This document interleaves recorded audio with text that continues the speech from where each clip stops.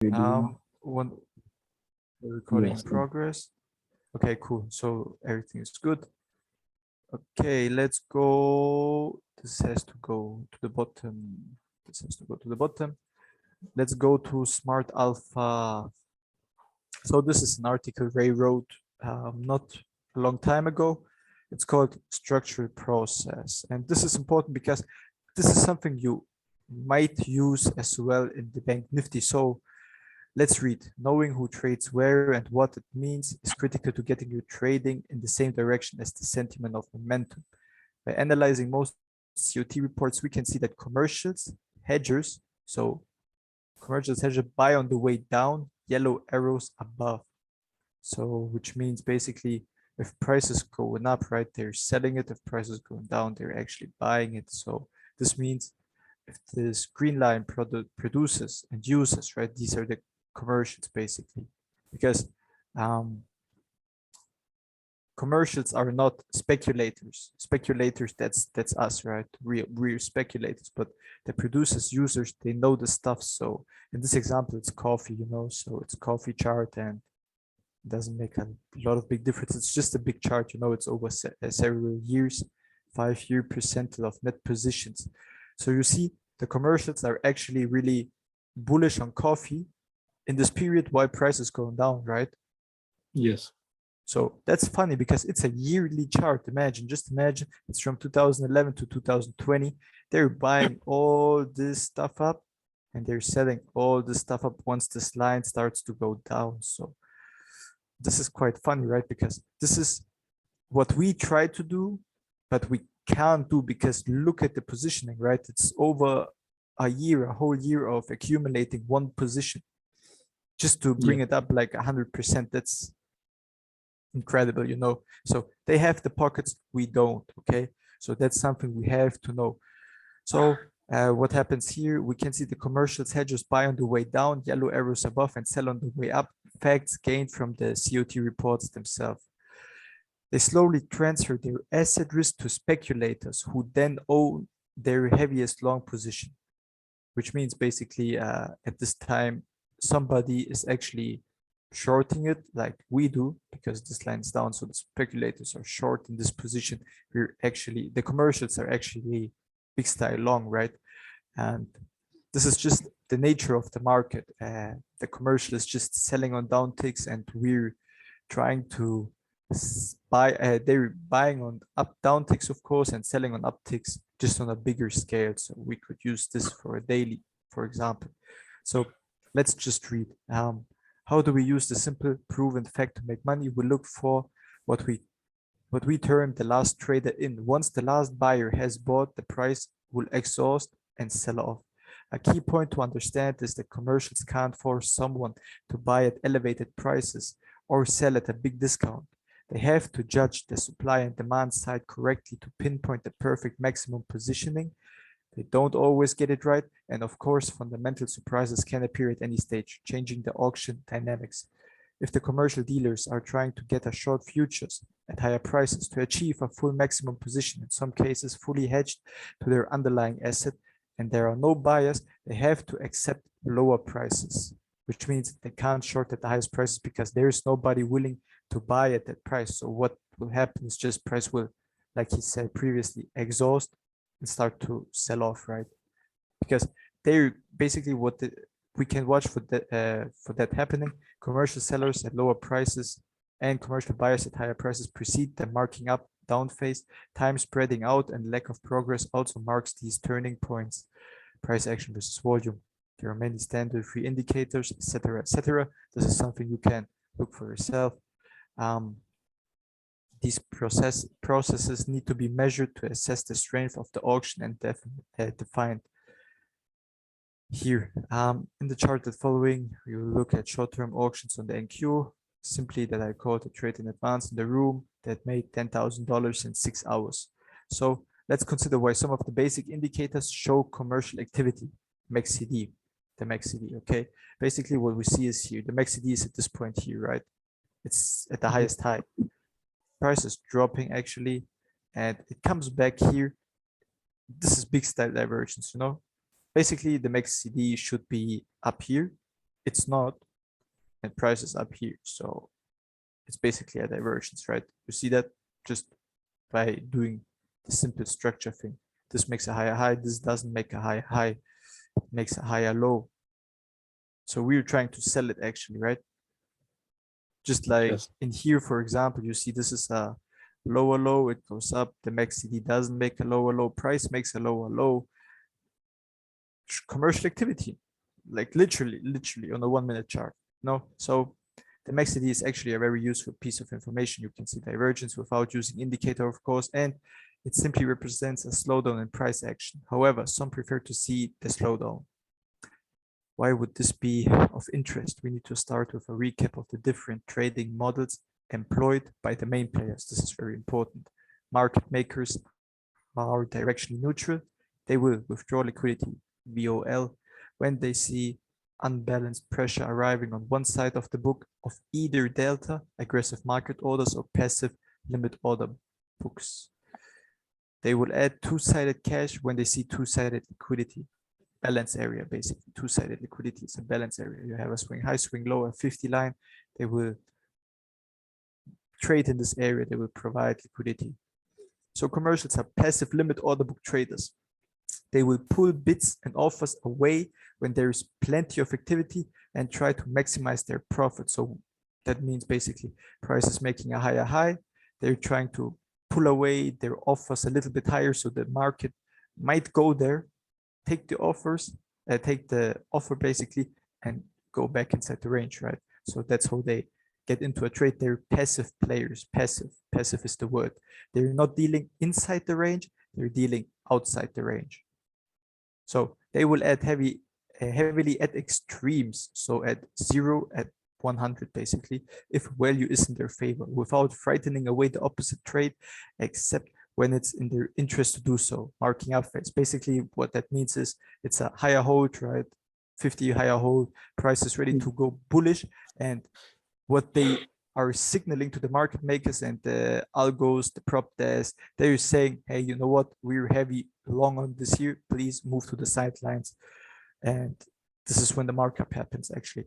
So they are hedgers, so they can buy constantly on the way down and sell on the way up. It's when they are seeing no more buying that they press the sell and vice versa. So when they don't see any buying or selling anymore, that's when they have to cross the spread basically. So they're not longer operating on the limit order book.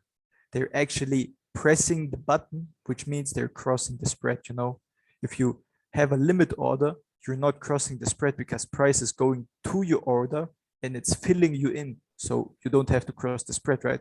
You only cross the spread inside of the range basically. Prop algo HFT speculators. This group will trade with the trend once they're fully exposed on the prior move, and secondly, when they see the effort of their work being absorbed by commercials at the same or worse price absorption, slowdown of time and direction. Why would commercials trade at worse prices than earlier? Because commercials crossing the spread shouts to the rest of the market that they don't think they will get any better, and is therefore a very strong signal that the move is coming to an end. So basically these three, this is what you have to screenshot and to read over and over again, okay? So just do that right now, do a screenshot of this and put it in Paint. Wait, how to do a screenshot of this? Yeah, just if you want, I can do a screenshot and send it to you. It doesn't really matter. Yeah, please. Yep, no problem. Paint, Paint, like Ray does. Okay, again, copy, paste.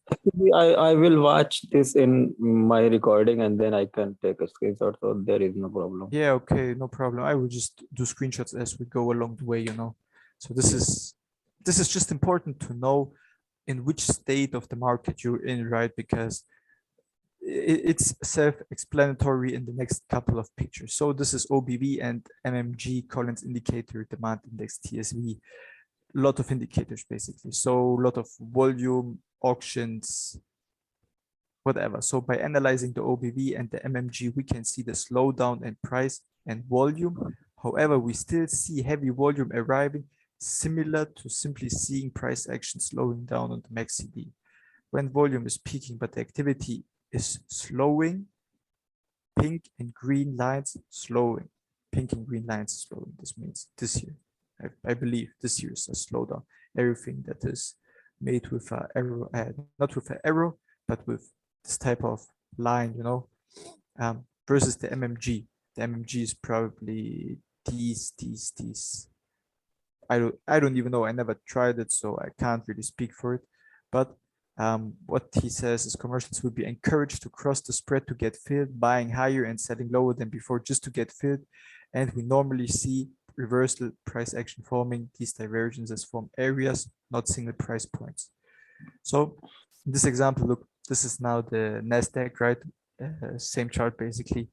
And what do we see here? Basically, there's a slowdown in volume. So the volume is declining into a bottom edge, right?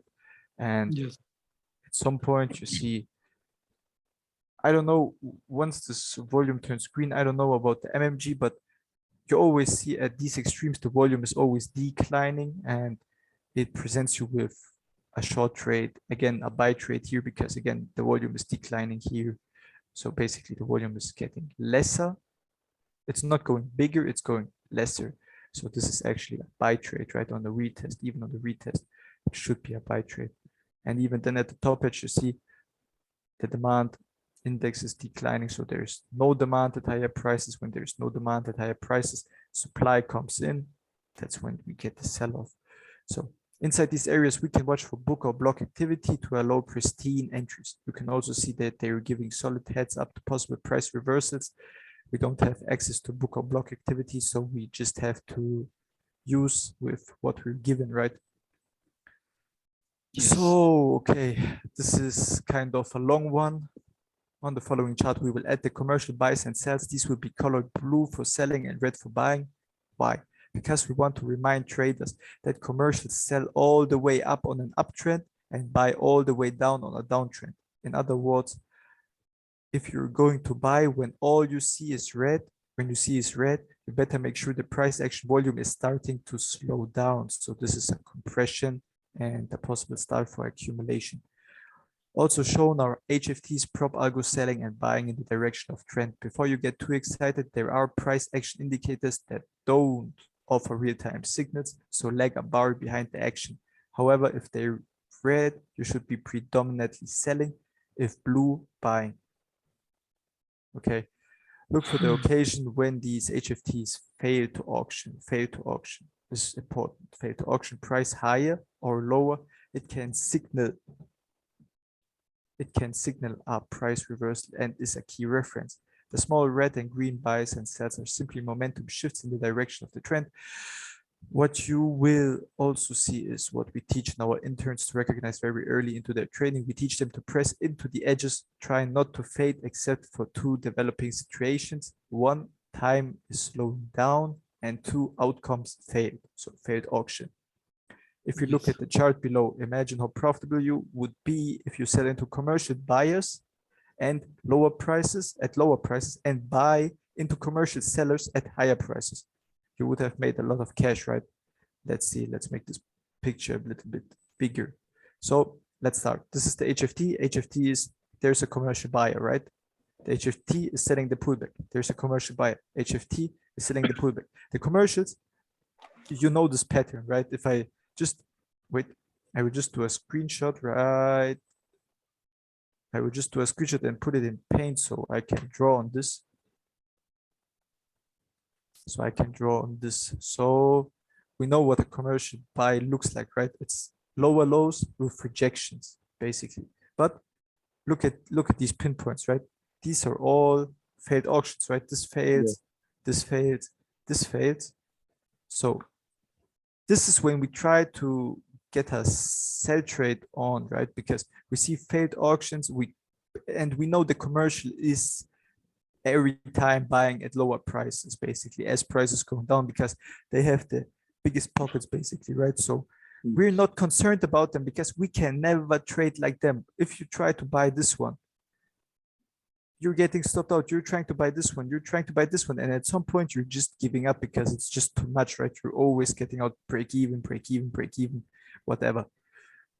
So this is, let's just read, let's just read further. I will just try to do it like this so we can actually see the picture and read what he says, because he's writing here from 1, 2, 3, 4, 5, 6, 7, you know, so let's just read. This is, I know it's a long article, but it's important, you know, so we have to do that. Some mages suggest that we have always said never sell into a commercial. You aren't selling into a commercial, hold and reversal until usually the very last reversal, which means basically if you sell into this commercial right here, you're probably getting stopped out. But the other 1, 2, 3, 4, 5, 6, whatever, how many entries you had here would have been profitable, you know. So it doesn't matter if you have 5 wins, 1 losers, who cares, right? It doesn't matter. So what he wants to say is you're selling down into a commercial buying. They will normally be below the prior low. So this is still a valid trade strategy chart above. 1, HFT selling commercial buying below, sell on only on pullbacks. The final commercial buy is put in, only see it in hindsight unless you're also watching the OBV, MMG, MACD slowdown on the retest, also during second, so 2 point. We can see plenty of successful HFT and Momo sells, none gets reversed, right? So basically this HFT makes a lower low. This again makes a failed auction on the free. We have a pullback where we seem to have no one doing anything. So why is no one doing anything in here, right? Kinda odd, to be honest, because maybe price is a little bit too high. It's above the 50 pullback. If you take this balance area, you know, if you take this balance area price is actually already above 50, right? So we would actually try to see a squeeze trade. This is maybe why, but we don't know for sure, right? So nobody is doing anything, that he says at the question mark. So this is just the way it is sometimes. So for a Momo sell gets reversed and the market reverses its whole move. So 4 basically goes down, plenty of blue and green. What does this mean? Try and be long on pullbacks until you see a commercial seller. So at this point, you see the commercial seller, you buy the pullback, commercial seller again rejected back into a low price, you try to buy the low price, it gets rejected 6, 7, a final high here. A final high, not surprising. Why? Look at how much time it has taken to make each new high. This is not a strong driver higher, right? It's not strong. It's just really average. It's going up and it's going down. It's going up and it's going down. It's not holding above this whole area, right? It's not like it's holding. Basically, this is just a whole commercial box. So we also have Momo buys being reversed. Momo buys, you see this buyer here, for example, this one here, he's buying at higher prices, right? This one, this last one, basically. He's buying at higher prices. So this is the last trader in, and this is what they want. They want algos to buy at higher prices, which they can sell to. And this is the key thing. We have to watch for this last squeeze trade and then a reversal. And if we see this market structure break, as you could potentially say, right, because we're taking out all this buying here, then at 8, 7, 8, 7 at top edge with no activity, almost this exact same narrative as the bottom edge buy trade 7. So this is no activity here. I don't know what to say. Maybe you could have shorted it at C liquidity if you were aware of this commercial trade, but you know, we never know for sure. So let's just try to stick with the obvious. We have the market structure break in here, right? This is the market structure break here. And now we see HFTs selling again on pullbacks, right? Selling on pullbacks. So this is what we do. We sell the pullbacks, and if it makes a higher high, 9, right? This 9 price here. Look, empty move higher, followed by a Momo buy. That's getting a Momo buy, which is here. The commercial sell is here. There's a commercial seller. There's a commercial buyer, actually. But there's a Momo buyer here. This is a buy, right? It's not really visible, but it is a buyer. So there's a buyer in here because there was a commercial buyer in here. And this is what obviously these commercial sellers want. They want buyers at higher prices. So what happens? Buy trade gets aggressively reversed, another strong reversal signal. So we try to start to look for momentum sells, right? Because this is the BSG squeeze trade somewhere in here. If you take this balance area here, you have this 50, this buy signal. Once it breaks down and pulls back up, this should be your 50 pullback, right? Approximately. And the measured move is basically just, I take a red line now because I have too much of, like, look, this is basically just a measured move, right? And you draw a box in here, and this is basically where you exit the trade. Looks nice on hindsight, of course, but still, nonetheless. So what happens? 11, a resultant rejection ends up bringing in substantial sell side move with lots of drive. HFTs. HFTs are high frequency trading algorithms. They're really fast. So they're just seeing the break and they're even selling the breakout. You know, you see, it's even coming in here at the breakout on a green candle. Of course, it has to be a green candle. But you see the HFT is selling on green candles. He sees a big black down bar. He sees there are a lot of flies on my window, man. I hate that. Okay, so yeah, you know, now it happens that they're just little flies, you know. I don't know why. We have February, you know, and it's like it was like 6 degrees today. Usually we should have minus 6 degree Celsius, you know. So basically we should have -6 in this time of year, but obviously that's not possible. There's no snow. I can see the mountains. So how flies survive? How surviving this much temperature? This much temperature, how they survive? The flies. Those flies, how they survive this much temperature? I don't know, man. They probably just search for one place like my home, and then they just hide somewhere in here, you know. So I think they're coming from the outside. I don't know how they survive, but they're pretty good, I believe. I mean, they can hide literally everywhere, in every corner, and I don't really see them.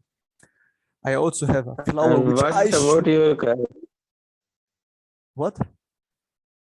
What about your cat? My cat. My cat. Yeah. I think we're getting along pretty okay. He's getting calmer. I got a little scratches on my head, you know. He attacked me from time to time, and yeah, that's just what happened. That happens, you know. But I think we're going along pretty okay. I'm trying to build a fence next week on the balcony for him, so he can sit outside and just watch whatever happens outside, because I don't think a cat, you know, a cat shouldn't be just at home. He should walk around and do all this cat stuff. But you know, he's already domesticated, so there's no real use in putting him somewhere else. I think he's the most comfortable when he's at home, lying on the bed or something, you know. So let's continue, man. Let's continue. The final trade is where is the final trade? Let's see. Let's do it like this. Let's do it like this. We don't need this. So the usual reversal appears. The red commercial buy finds a red Momo sell, and the Momo sell gets stuck and reversed, setting off an upside move. So this is using a different color. Commercial buyer, right? There's an HFT sell trade.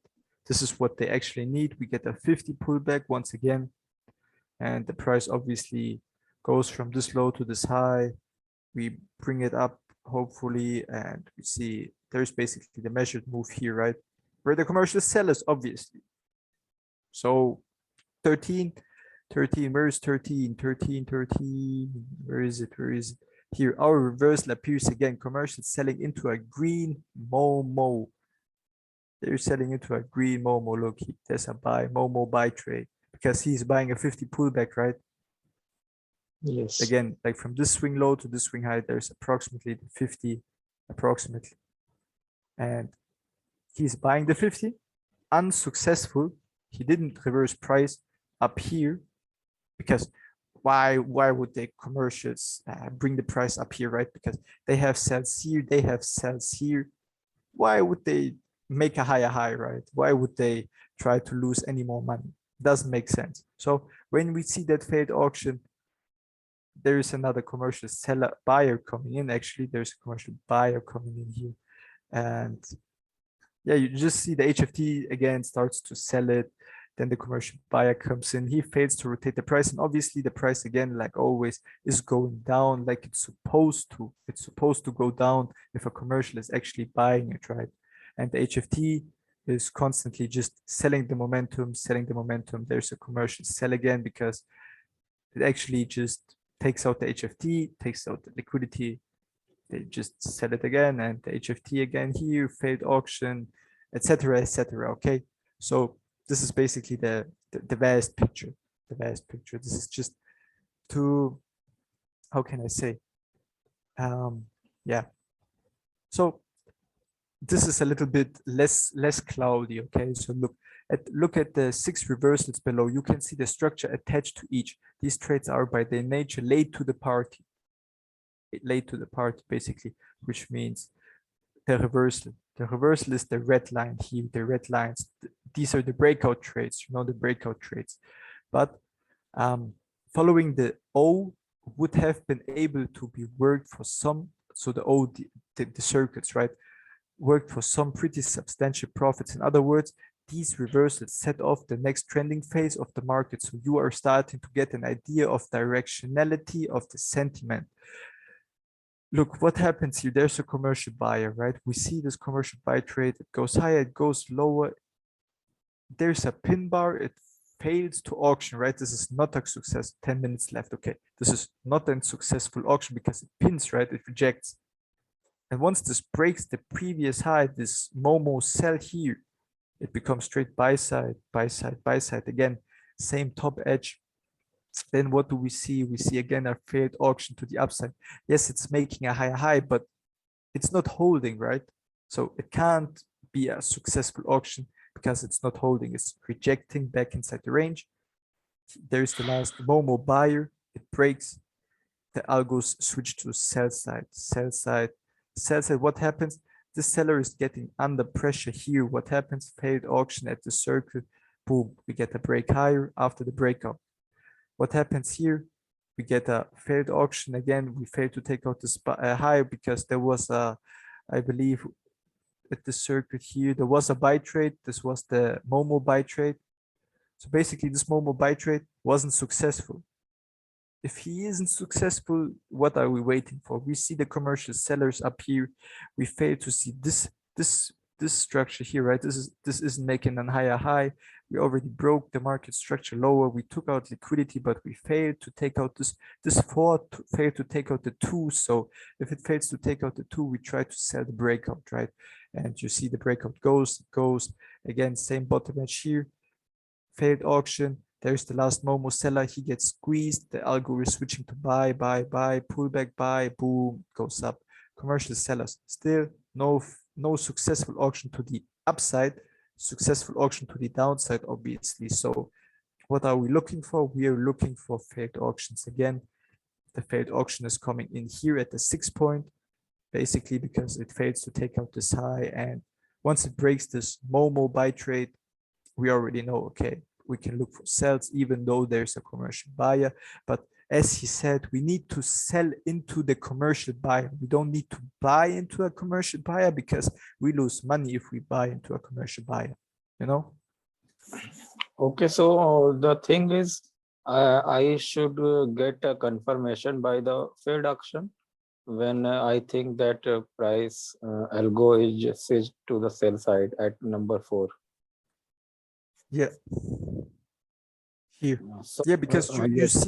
you see this 4 point isn't taking out the 2 point, right? But we made a lower low. So you would think, okay, who, of course, obviously, if you take it at this point, these commercial sellers are under a little bit of pressure because the price came all the way back.